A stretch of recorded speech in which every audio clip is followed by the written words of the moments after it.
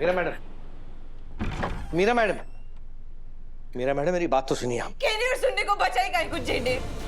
I can't believe it कि sir उस लड़की से प्यार करते हैं। अमित, सर कहाँ और वो लड़की कहाँ? सर इस कंट्री के मल्टी बिलियनियर इंडस्ट्रियलिस्ट है और वो लड़की चांदनी चौक में रहने वाले एक मामूली सी सेल्समैन की बेटी। Sir sir sir rich well mannered और वो गवार, ना कोई डिग्री है, ना कोई एजुकेशन है, ना क्लास है, ना कोई स्टेटस है। She is so cheap. Meera madam, कहते हैं ना कि प्यार में इंसान अंधा हो जाता है, तो उसे ये ऊंच नीच, जात पात, अमीरी गरीबी कुछ नहीं दिखा देता, वो बस पागल सा बन जाता है। पागल तो मैं हो रही हूँ जेंडे। सर उस लड़की से प्यार कर सकते हैं, ये बात मेरे गले से उतर ही नहीं रही है। सर के दिल में उस लड़की के लिए फीलिंग्स है, ये बात मैं कैसे बर्दाश्त करूं? मैं दिल्ली क्या, दुनिया की किसी भी कोने में, किसी भी ऑफिस में काम कर सकती थी और टॉप पोस्ट पर होती मैं, पर मैंने अपनी सारी जिंदगी इस ऑफिस को दे दी। अपनी पूरी उम्र मैंने सर के लिए सैक्रिफाइस कर दी। सर की मीटिंग कब है, सर मीटिंग में कौन से कलर का ब्लेजर पहनेंगे, सर ने खाना खाया या नहीं खाया, सर के खाने में कितनी कैलोरीज होनी चाहिए, उनकी दवाई का टाइम हो गया, सब मुझे याद रहता था जेने, सब। और ये सब करते करते ना मैं खुद को ही भूल गई जेने। कब मेरी प्रोफेशनल लाइफ मेरी पर्सनल लाइफ बन गई, कब ये ऑफिस मेरा दूसरा घर बन गया, मुझे पता ही नहीं चला। मैंने कभी किसी और चीज के बारे में सोचा ही नहीं जेने, क्योंकि मेरे लिए तो सबसे ज्यादा इम्पोर्टेंट सर ही थे ना। पर सर के लिए मैं एक एम्प्लॉय से ज्यादा कुछ भी नहीं थी। नहीं मेरा मैडम, ऐसा नहीं है। ऐसा ही है जेंडे, ऐसा ही है। जब भी सर मुझे कोई काम देते थे, मैं उसको पूरी शिद्दत से करती थी। किस लिए? सिर्फ सर के मुंह से वेल डन मीरा, ये सुनने के लिए करती थी मैं। और जब भी वो खुश होकर शाबाशी के तौर पर मुझे गिफ्ट ये पेन भी देते थे ना, मैं इसे अपने करीब रखती थी। उनका मेरी लाइफ में होना ना मैं खुश नसीबी समझती थी। मैं जब भी सर के करीब होती हूँ ना, तो मुझे लगता है कि मेरी जिंदगी कंप्लीट हो गई है। ये ऑफिस, सर, यही तो मेरी दुनिया है। पर आज उस अनु ने मुझसे मेरी दुनिया छीन ली। मुझसे मेरी दुनिया छीन ली यार जेंडे। मेरा मैडम, संभालिए अपने आप को। कैसे संभालूं मैं अपने आप को जेंडे? आज जब मैंने सर को अनु के साथ उस घटिया से होटल से बाहर आते हुए देखा, मुझे क्या फील हो रहा है, I can't explain that Zende. मैं बता नहीं सकती।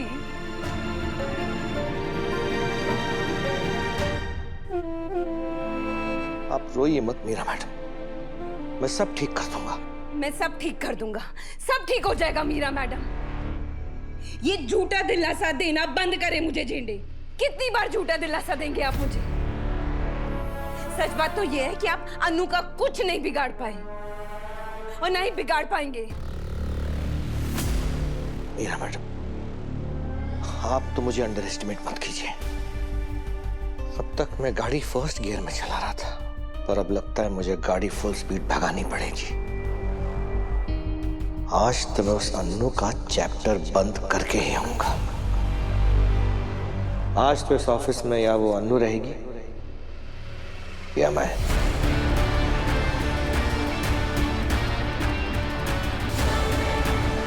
जेंडे, मेरी बात सुनिए जेंडे।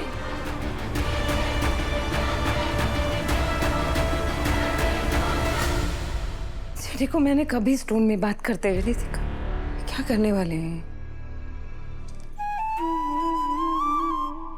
जब आपके अंदर इतनी भी हिम्मत नहीं है चीज एक्सेप्ट करने की, जो उस दिन मंदिर में आप ही थे, तो मुझे यहाँ रोकने क्यों आए? ये मैं आपके लिए लाई, लीजिए। ये गिफ्ट कैसे? क्योंकि सर मुझे पता था कि आप मुझे रोकने मेरे पीछे जरूर आओगे, इसलिए मैंने ये पहले ही खरीद रखा था।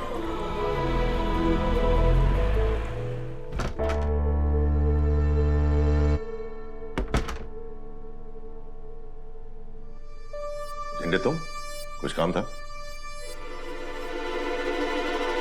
हाँ, तुम्हें बर्बाद होने से बचाना चाहता हूं। आज का न्यूज़पेपर पढ़ा?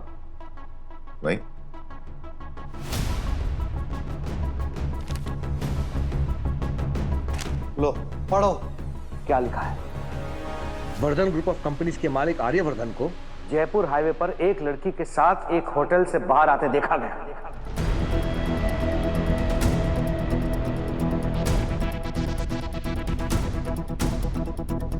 क्या? हाँ,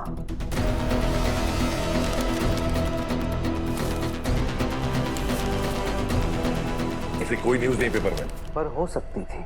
ऐसा क्या किया मैंने? क्या कुछ नहीं किया है तुमने आर्या। लाख बार तुझे समझाया कि उस लड़की का पीछा छोड़ दे, वो तेरे लिए ठीक नहीं है, पर नहीं, पता नहीं क्या भूत सवार है तेरे ऊपर। अपना सब कुछ, फोन, गाड़ी बीच सड़क में छोड़ के उसके साथ गायब हो गया। रात भर अपना काम धंधा छोड़ के मैं तुझे ही ढूंढता रहा। एक बात याद रखो आर्या, आदमी जितना ऊपर होता है ना, उतनी जोर से नीचे गिरता भी है। क्या बार बार तुम वही बातें बोले जा रहे हो? बार बार बोलना पड़ता है क्योंकि तू बार बार भूल जाता है, याद दिलाना पड़ता है। जैसे कि एक बात तो तू पक्का भूल गया होगा। कौन सी? यही कि इस कंपनी को बनाने में सिर्फ तेरा खून पसीना नहीं है, मैंने भी उतनी मेहनत की है और इस कंपनी को बचाने का मेरा उतना ही हक है। और उसी हक से कह रहा हूं, तू समझता क्यों नहीं यार? तू जो कर रहा है ना, ये सुसाइड है, तेरे लिए भी और इस वर्धन ग्रुप ऑफ कंपनीज के लिए भी। देख यार, तू है तो ये वर्धन ग्रुप ऑफ कंपनीज है, तेरी इज्जत है तो वर्धन ग्रुप ऑफ कंपनीज की इज्जत है, तेरा भविष्य है तो वर्धन ग्रुप ऑफ कंपनीज का भविष्य है, नहीं तो सब कुछ खत्म। और वो अनु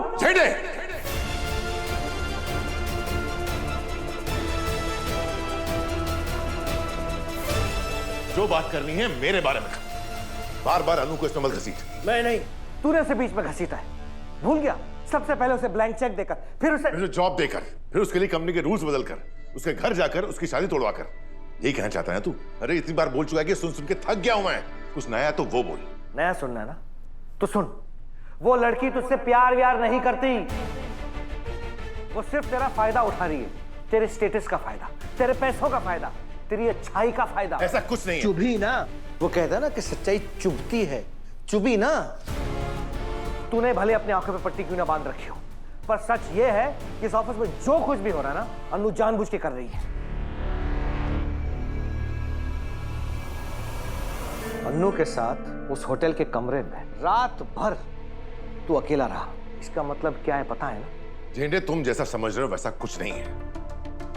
हम दोनों एक सुनसान जगह में फंस गए थे। लौटने के लिए ना हमें गाड़ी मिल रही थी और ना ही फोन में नेटवर्क था, इसलिए हमें मजबूरी में उस होटल में रुकना पड़ा। और वो मजबूरी उसी लड़की ने खड़ी की होगी। झेंडे, तुम्हें क्या कह रहे हो? सच कह रहा हूं मैं। ये अनु जितनी सीधी दिखती है ना, उतनी है नहीं। अरे तुझे बहुत सी बातें पता है और उनके पहलू तुझे नजर नहीं आ रहे। मतलब ये कि जब पहली बार तूने उसे ब्लैंक चेक दिया तो चेक अपने पास रख के बात खत्म कर सकती थी, पर नहीं, उसने क्या किया? वो चेक लेके वापस आ गई ताकि तेरी नजरों में वो अच्छी दिख सके।